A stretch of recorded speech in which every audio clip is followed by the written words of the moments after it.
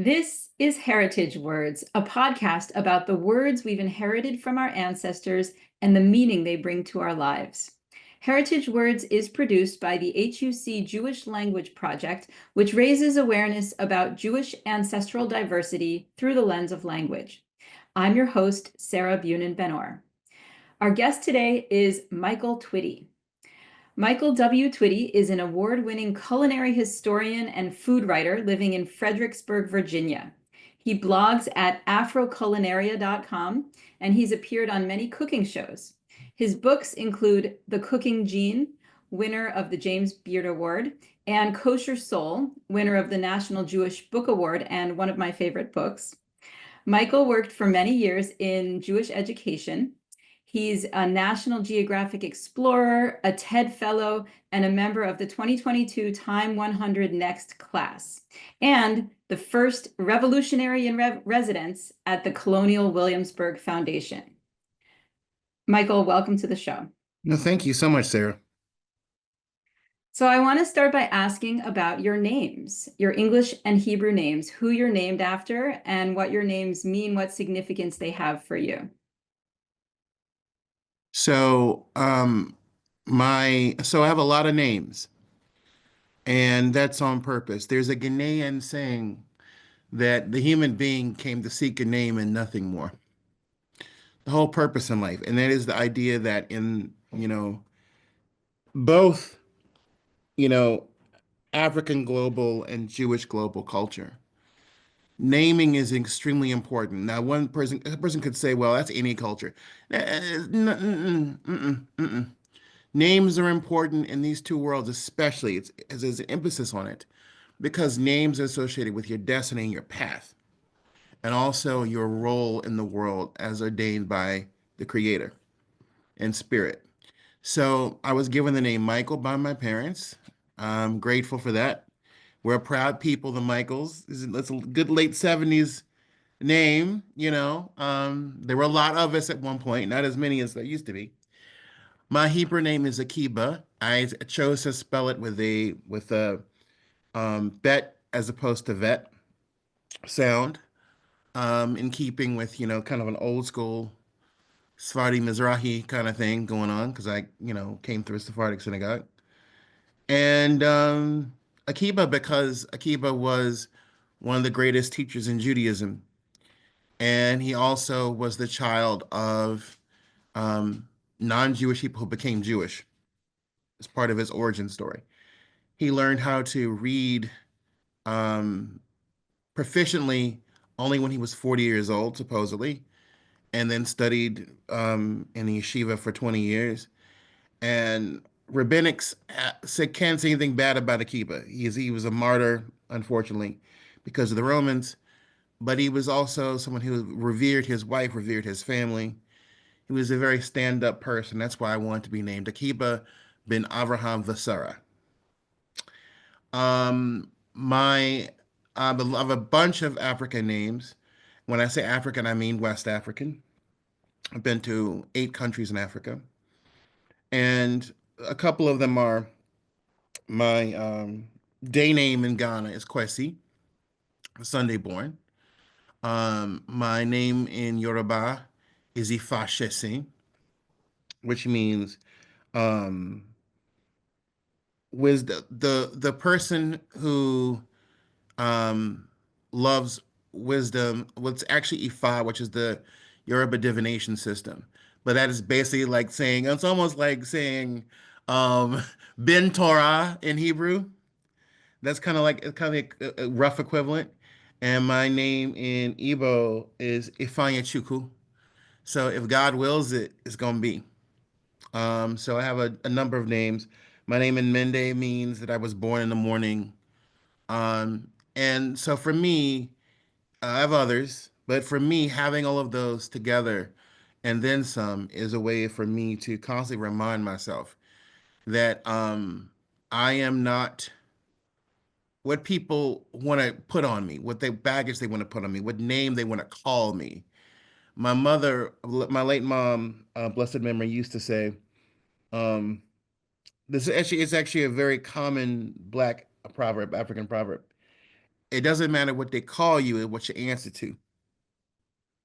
So, what do you answer to? Do you answer to these names which give you a sense of pride, belonging, community, station in life?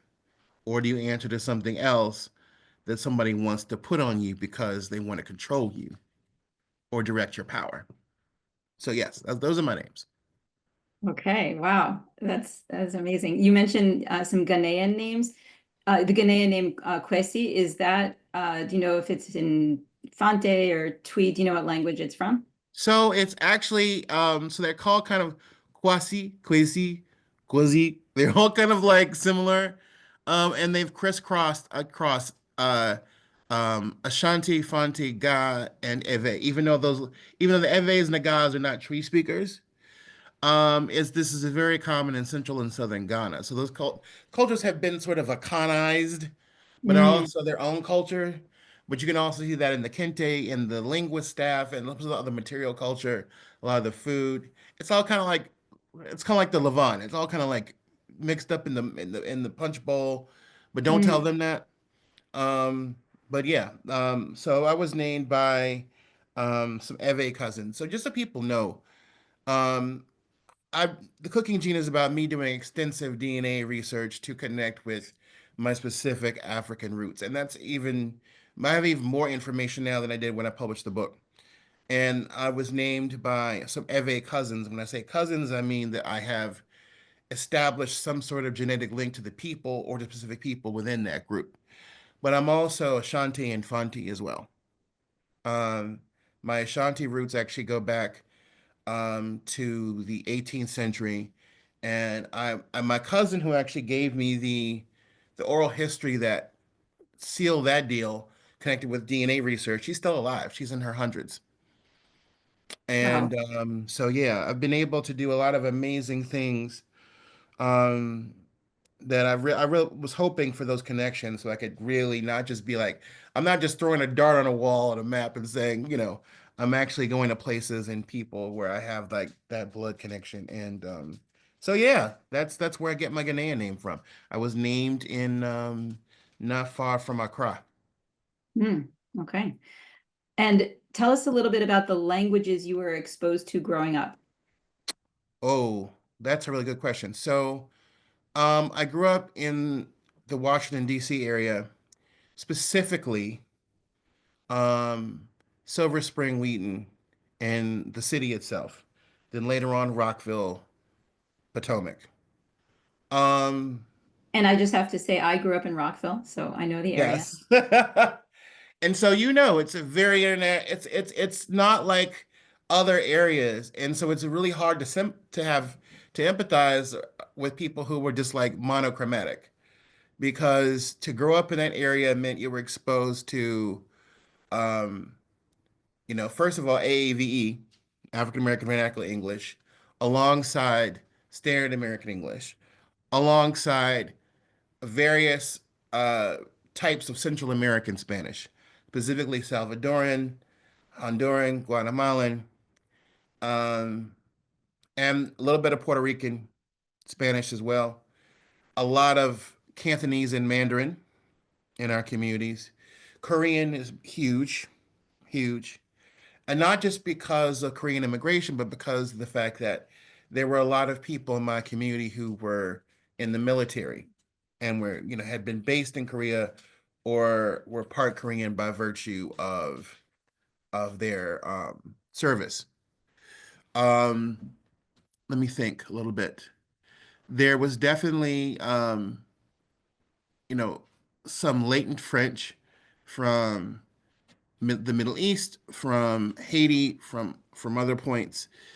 Um, German, not so much, even though that's these little maps of the internet claim German's present. I didn't really see or hear German. Yiddish, definitely, because DC does have a large Ashkenazi Jewish population. The DC area, not just the city. The city is actually minuscule, but the area is pretty substantial. And then later on, through synagogue, Ladino, Hebrew. And when I say Hebrew, I'm not just talking about, a handful. The lingua francas of the synagogue were French because the Alliance, movement, Hebrew because of all the Israelis, and also the fact that Hebrew was a way to bridge the fact that a lot of people had grown up with Hakatiya, Judeo-Arabic, um, Farsitat, Jewish Persian, right? But you didn't really hear those. You heard them when the community spoke among themselves as families. And you only heard so many words because the children were not learning those languages fluently. They were learning them as trickle down, the same way a lot of Americans learn English. It's trickle down. And yeah, Ladino too. Ladino's in there, but not like I said. It's not like some movie where the characters are speaking, Judeo, you know, Spanish in some Turkish environment. Again, it's a lot of trickle down and songs and proverbs and other things like that, but nothing major, you know, nothing major. And I So can't when you think of say anything. trickle down, so when you say trickle down, it sounds like you're saying heritage words, right? Heritage words, right? Yes, to no pun and no, all connection intended. Yeah. Absolutely, absolutely. Okay, so tell us about your Jewish background. So my Jewish background is from my family. There's some weird sort of points of connection to Ukraine, but I was not essentially raised Jewish. I was raised Jewish by virtue of the fact that I grew up next to what is now a very large Orthodox enclave, but I was not raised Jewish within my family. There were rumors of Jewish heritage in my family, but nothing very strong. And then, of course, when I did the DNA thing, I didn't have any part of my chart that said Jewish, but I did have a lot of relatives through 23andMe, all of whom had four Jewish grandparents, and confirmed a relative of all of these people. And so that did not surprise me at all. I think that there is certainly in the community of those of us who are Jews by choice, as the term is, I think there is a lot of sort of like, stories about, you know, being that return connection, being, having that. So I became Jewish um, through an Orthodox faith then when I was in my early 20s. Now I'm 48 years old. So I've spent more time in the community than not. And I often tell people it's more important to understand why I stayed rather what I chose. We often talk about how do you get rid of a mouse in a shul? You give it a, bar bat mitzvah. That's But right. now it's like, okay, I chose to, be a Jewish professional, a Jewish creative, a Jewish chef. I chose to weather people's anti-blackness, weather people's anti-queerness, weather people's political shibboleths. But I do it because Judaism to me is not just a religion, it is a peoplehood. It is, I consider myself like a dual, maybe even a triple, quadruple citizen of multiple communities. And to be part of the Jewish people is primary to the Jewish faith. I think people outside of it think of it as a faith. But you know something, the fact that I can interact with secular Jews and non-religious Jews and have a lot of things that are not just learned but innate that are common with them. And I think that's so important people understand. You can't just read a bunch of books and become a culture. You have to live it, you have to be in it.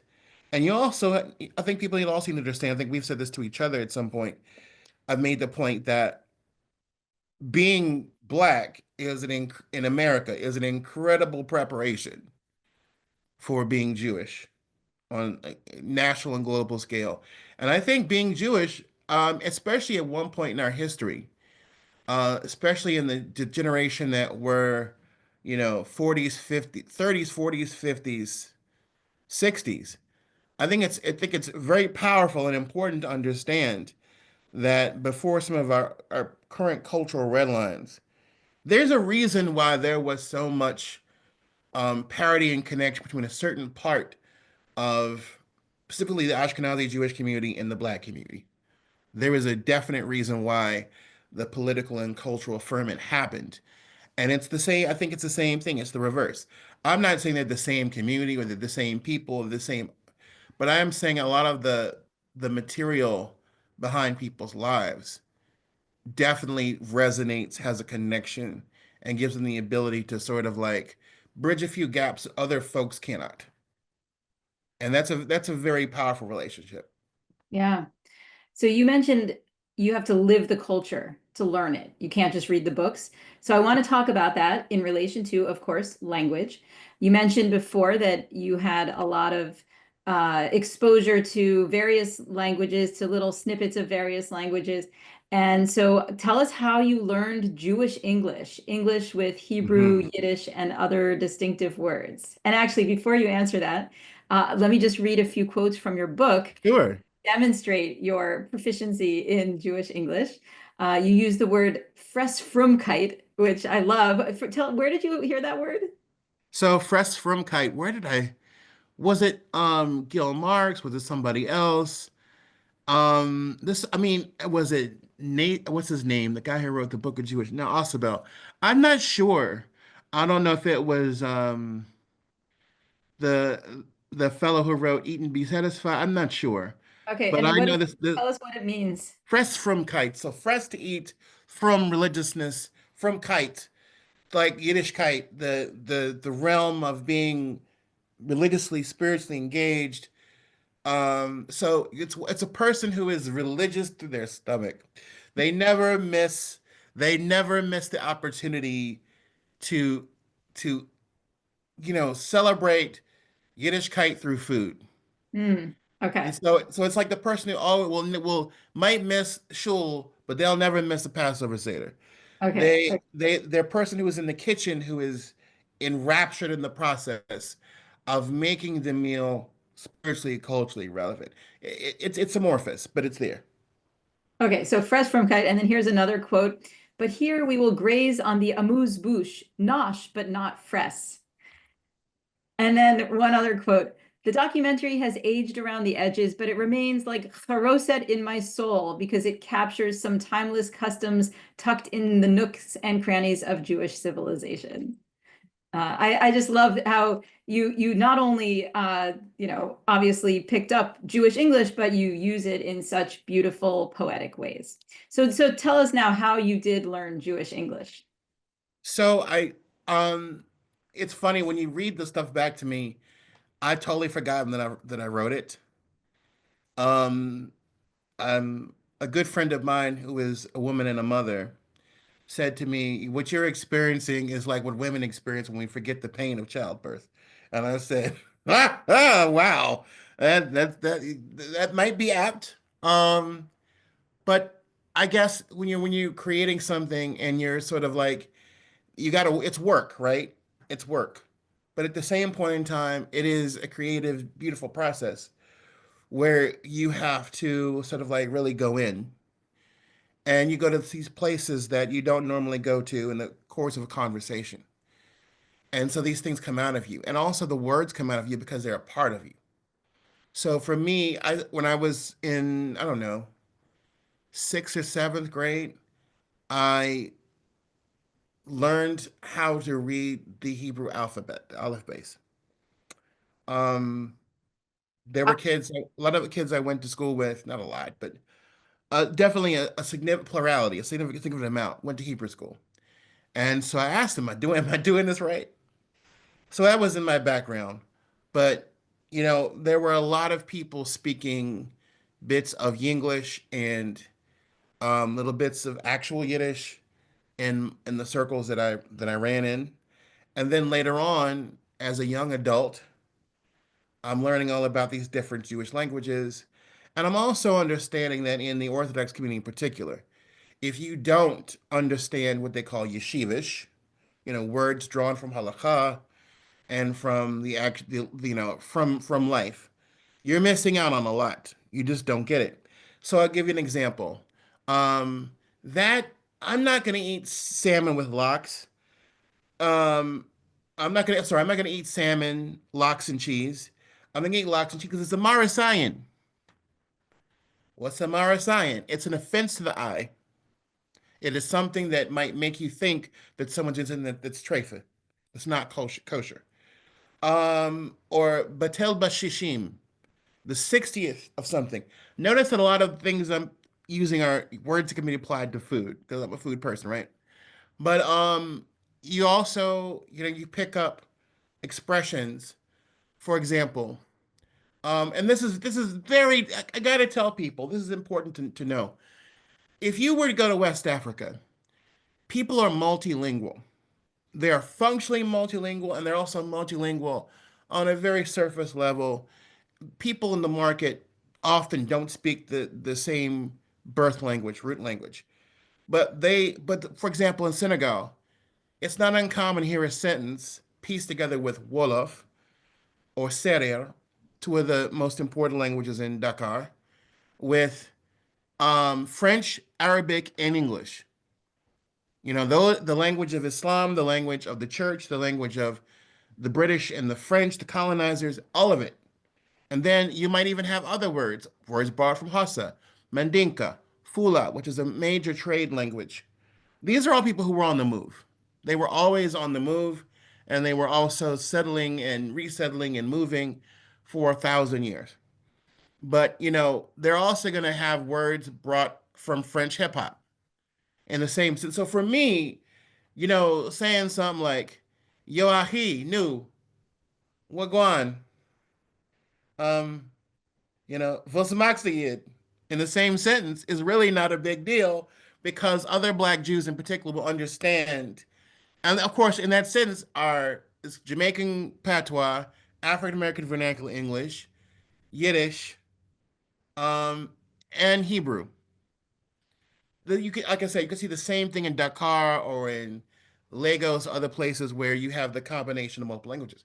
So for me, like learning words like new or even things like this, budu budu, Farsi, come on, come on.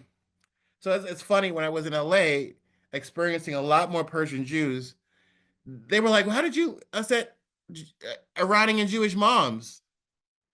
It's no joke. Like, if you want to learn a language, hang around the moms, hang around the moms of young children, and you'll pick it up. Hang around the elders.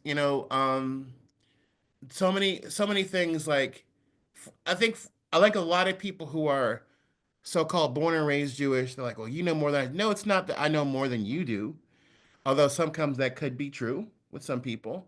It's more that practice makes perfect. If you live in the space of observance and you live in the space of what in Yiddish the word is lernen. Lernen doesn't just mean to it means cyclical review, study, ingrained understanding, learning, and even having that kind of appreciation of words. You know, it's very specific to this station. And one more thing, um, another parallel. In the same way that I have had to master standard English to survive in a society that obviously has marginalized and debased African American vernacular English. Um, I had to learn various pieces of Jewish languages to both assure people that I was not um, someone who was on the outside, could only be marginalized so much. Listen to how I said that. Could only be marginalized so much.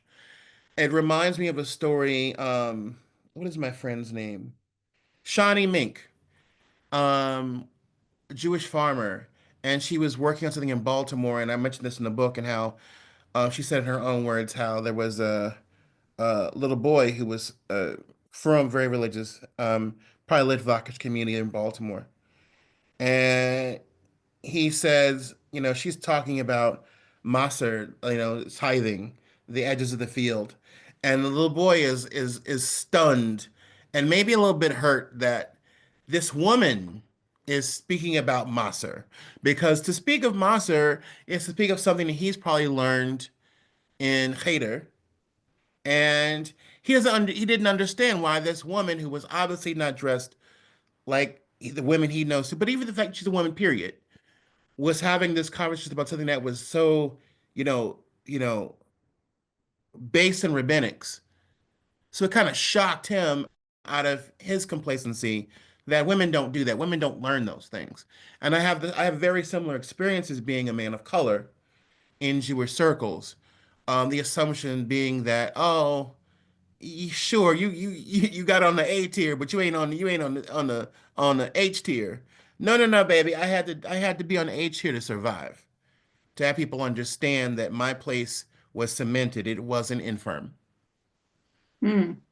Yeah, you write a lot in the book about positive and negative experiences that you've had around language in Jewish communities, or just being in the Jewish community as a person of color. You say the ups and downs of daily existence as a Jew of color affect us from kop to kishkes as we sit down to partake in the soul-warming solace of our meals. And you say you'd say, I'd walk into a shul and people would return Shabbat Shalom with a thanks that was flatter than matzah. Powerful words, powerful words. Tell us a little bit more about your experiences with language and connecting with Black Jews. You also say you don't have to be Black, gay, or Jewish, but if you are, we have a little something to kibitz about before we nosh. So how does Right. language serve as a connector for you among Black Jews? So let's talk about the word family. Um, and code words for family.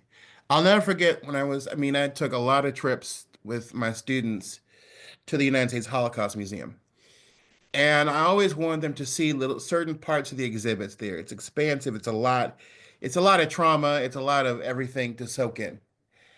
And there's a section where there's like a bunch of films at the end. I don't know if they still do this, but with the survivors.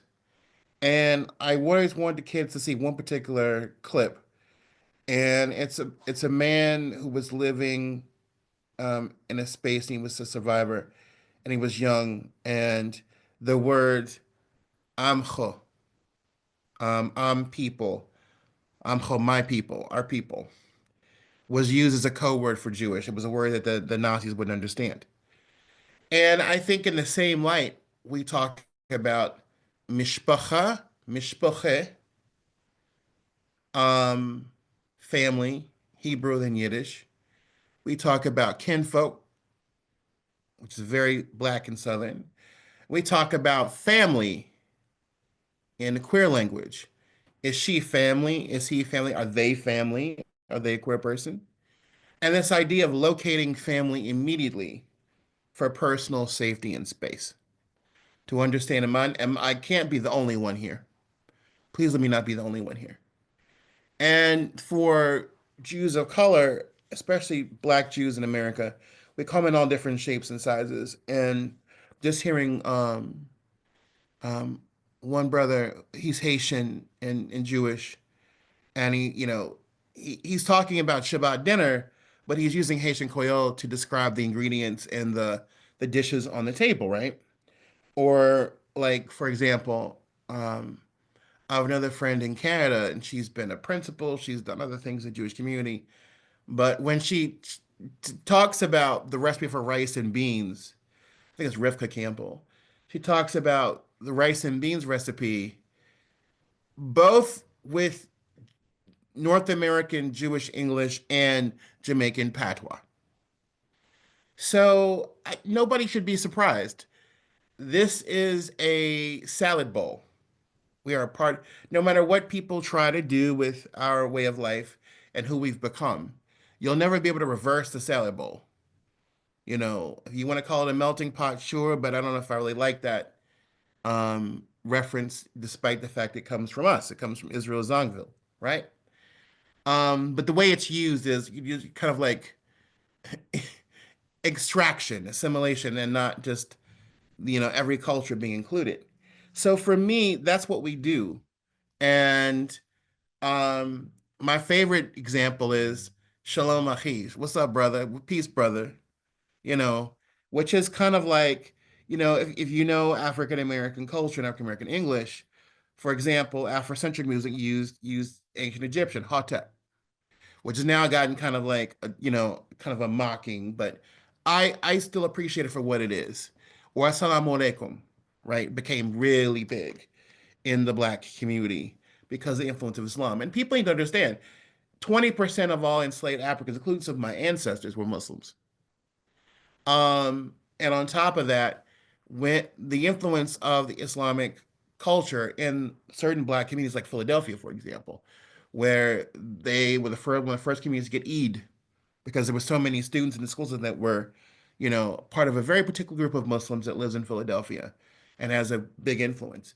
So if you look at it that way, or even the influence of the black church in language, a lot of us will say things like, Lord have mercy.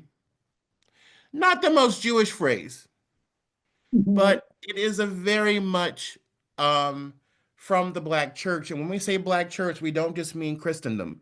We mean the body of black Americans who are in a religious institution, be it Christian or not. That's what the black church means from a sociological standpoint. Um, so if you're within black Jewish circles or a black Jewish family or among black Jews, it is not uncommon to have that weaving of the black languages that they speak with common Jewish terms or sensibilities, like Erev, Shabbos. Notice I use the Ashkenazi pronunciation. Um, which, by the way, I had a cool. I figured that out on my own without a book. Why it's and not t through a friend of mine who was French and Jewish, and like he couldn't pronounce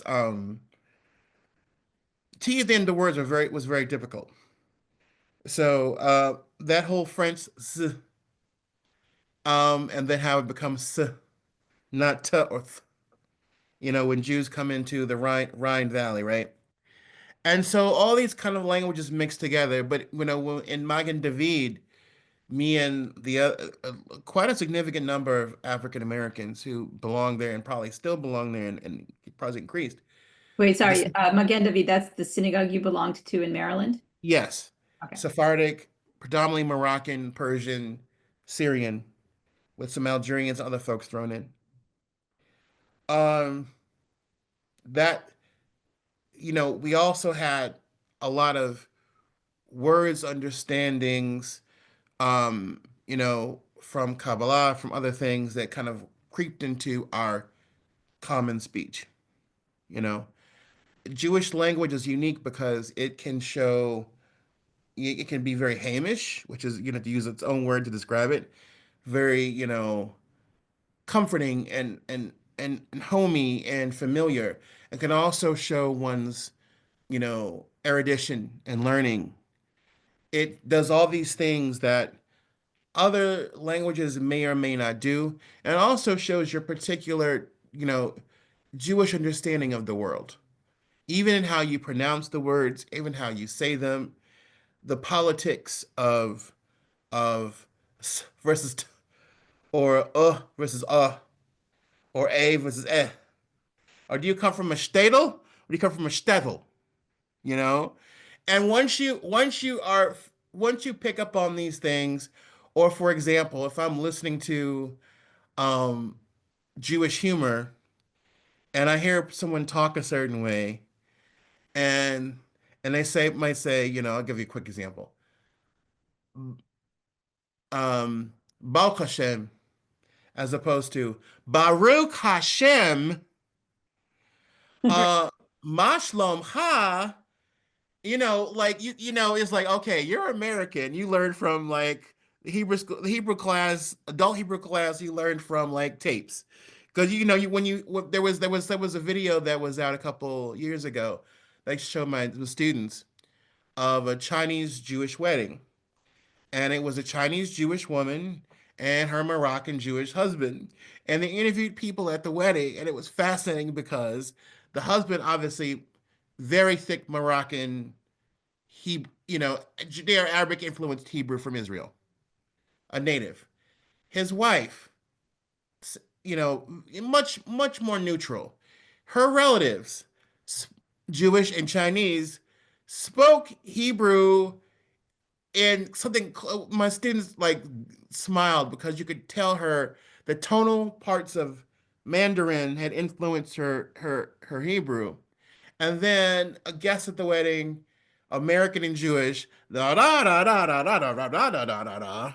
And it was like they were smiling, and I said, "You're laughing and you're smiling because you understand here and in here the different variations of Jewish language that are going on, and no one has to tell you why it's funny or amusing or cute or delightful. You just know it because you've been around it, that kind of thing. That kind of thing is very much an insider thing. Beautiful. I want to turn now to the relationship between language and food. And I want to read a few quotes from your book about that. Sure. You say Jewish food has a textual character. It turns words into food. And you say Jewish food is an exhaustingly expansive body of foodways across nearly 4 millennia and every inhabitable continent. Jewish food as a global whole is rather outstanding since it embraces and transforms ingredients and the meaning behind the foods to fit the paradigms and priorities of Jewish civilization. And finally, you say, it smells Jewish in here, and Lord have mercy, what you got cooking are equal in my heart. And so those are a bunch of quotes that demonstrate the relationship between language and food. So I'm wondering if you can tell us more of your thoughts about that, not just in Jewish communities, but in general. Okay. So, there's a lot of words around food that help you understand a culture.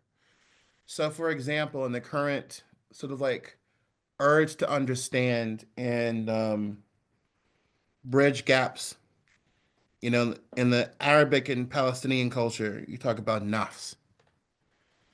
Okay. So, nafs in terms of one's culinary presence, cooking presence, and food presence.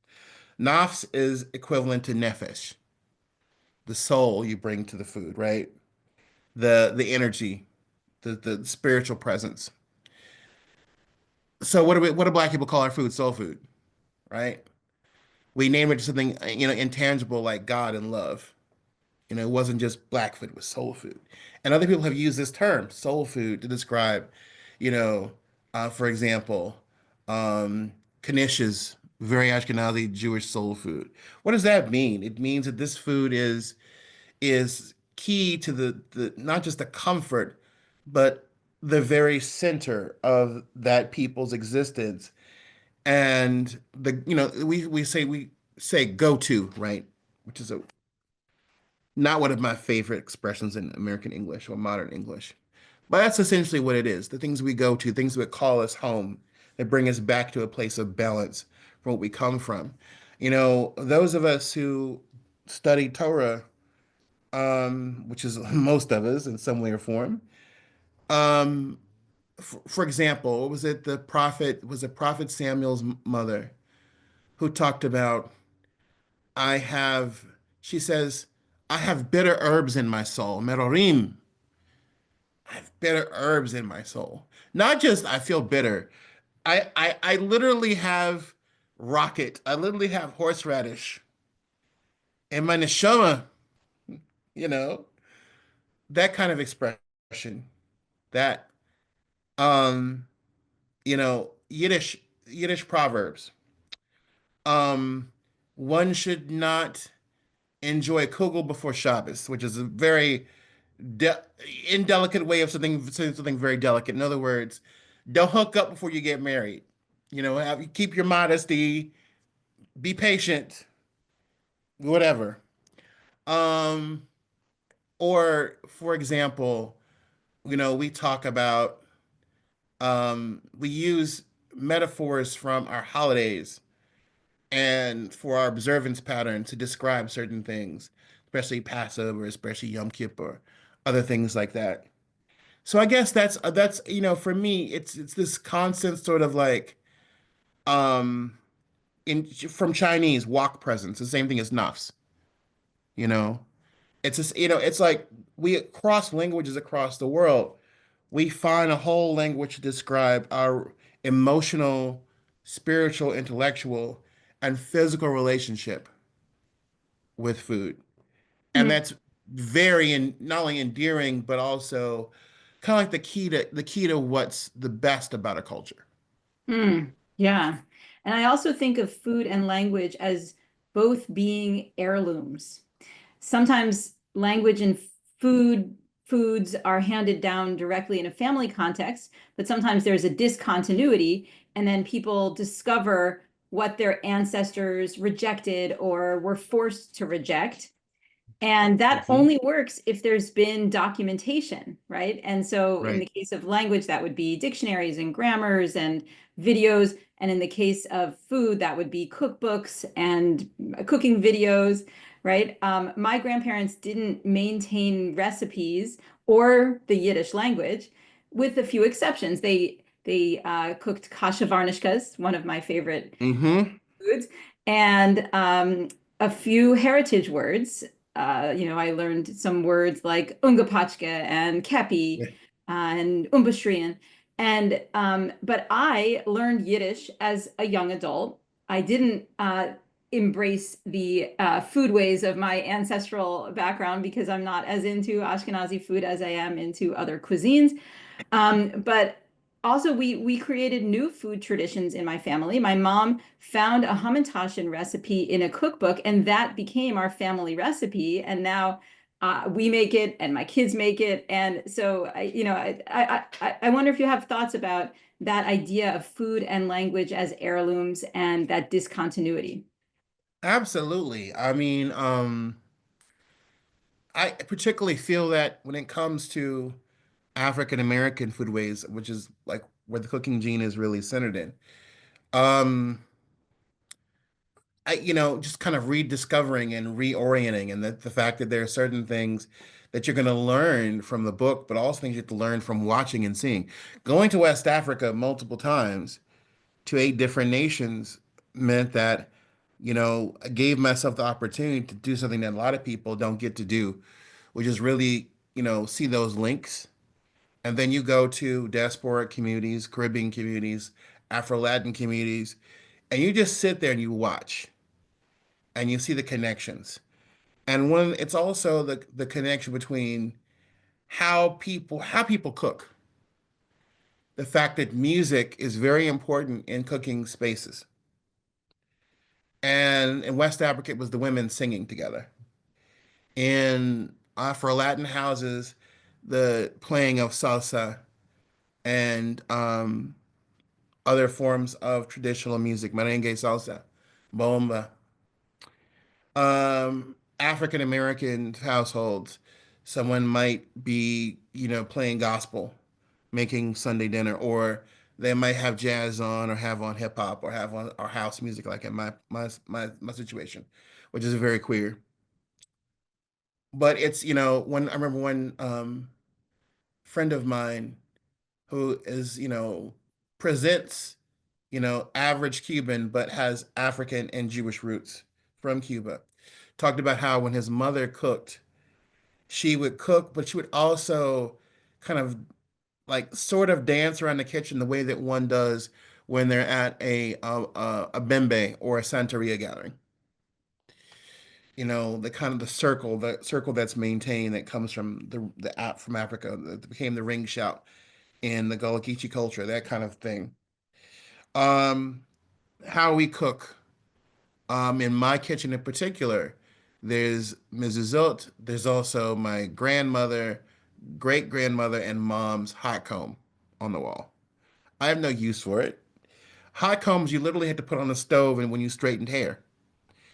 And a device which, by the way, caught on wildly popular with Ashkenazi Jewish women when they came to, they were borrowing that hot comb from the black women and using it in their cosmetic practice.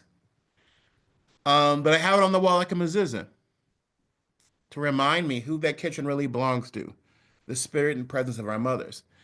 But there's also a fan from West Africa, and there's a fan, my grandmother's church fan is on the wall. So I tend to, and Hamsa is Hamsa, and the thing against the evil eye is all around my house in the kitchen. So no burned food, right? So all these practices come together: language, material culture, um, the philosophy, the intellectual intent, the kavanah of the kitchen, all of it. All of it's very important. And I see it as a thing. And it also gives me a reminder, Sarah, that you know how easily these things can be forgotten. Even in our own time, there's a lot of people who think they know what, African American or Black or Jewish or Ashkenazi or Sephardi, whatever culture is. But it's astounding to me that in a digital age, with so much information, and those of us who are late generation X actually are very lucky people because we're between digital natives and digital immigrants, but also, quite frankly, if you are Generation X, you knew somebody who was a Shoah survivor. Alpha and Millennial, they're dying out. Another one of my fellow teachers once said, "Our kids don't hear anyone with the accent anymore." Well, you might say, "What accent?" The accent of people coming over on that boat. And why is that important? Because when you understand when you hear that accent, you understand that person's first language was not English. They had to push through a lot of mental and cultural barriers to become English speakers in trauma, in a time of deep trauma and fear. And so when you don't have that in your background, you often don't understand the sacrifices that were made to enable your position on this planet at this moment. I say the same thing about the people who grew up during Jim Crow. If they were living in a country, there was a very different way of speaking and acting, and also reflect the fact that they didn't code switch as much because they had nothing to code switch with. They were stuck in a system that was not there to get them educated or give them an opportunity to expand. I love the way my grandfather spoke. I can still tell you how he spoke. Um, y'all going up there. Where that boy get it from? I was working in the yams, but I stopped growing cotton. Very upcountry South Carolina way of speech. And then you go back a couple generations, his family, they were Gullah Geechee speakers from the coast. And just being able to name and claim that, I can still hear my grandmother, impersonate her father. Who you think we are, the Rockefellers and the Vanderbilts? Well, not Rockefeller, not Vanderbilt, right? Or, um, my great grandmother's very eloquent up way of speaking. Father, you mind those children and get them on in the house, right? That's directly from my grandmother's mouth, direct for her ears from her parents, who were born into the 19th century. Mm, yeah. So, yeah, that kind of thing is so important because, knowing how your ancestors sounded is also an heirloom.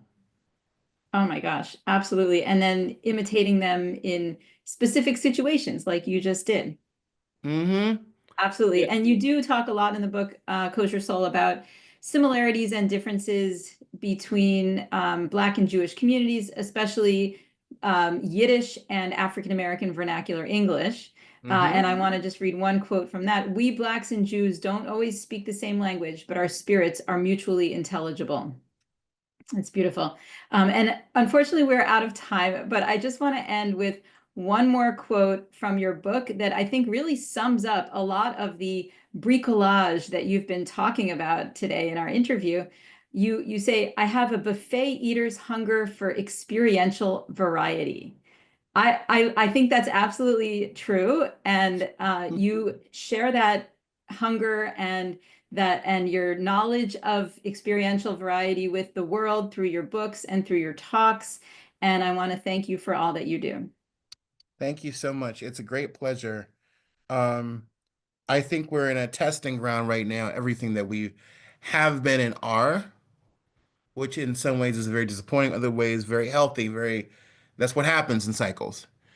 But I guess I guess what I'm really here to do is make sure people understand the depths of what we come from, the cultures we come from, the importance of our heritage moving forward, but that we and can be multiple things at the same time and have layers and levels, and that we will never not be uncomplicated ever again.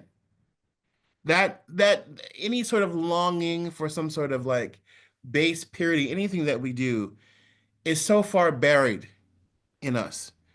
You can't be a global digital people on the move and not have all those pieces together and not absorb from each other and learn. We human beings know when we see and feel something that's beautiful and important, even when it doesn't originate with who we are, or where we come from. And that when we kind of do that hollow weaving, right, of those different braids of who we are, we become that much more rich and batempta. Beautiful. Thank you again, Michael Twitty. Thank you. Heritage Words is a partnership of the Hebrew Union College Jewish Language Project and HUC Connect, supported by tax-deductible donations from listeners like you. I'm the producer and host, Sarah Bunin Benor. Kyle Elbaz Fingerhut is assistant producer, Avishay Artsy is editor, and Talia Ehrenberg is video editor.